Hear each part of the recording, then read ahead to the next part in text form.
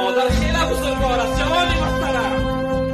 شخصیت مادر ندارد. یک بار از اون پرس نامی مادر میگیرم وجودش آب میشود و قدر مادر است. مادر خیلی بزرگوار است.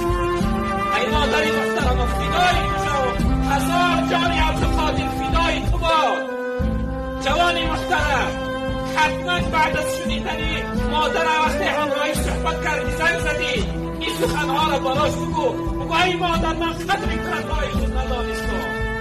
ای مادر فدای تو شوم، حقی کردهای خود من ادا نکردم. منم ببخش، من نتوانستم تو را خدمت کنم.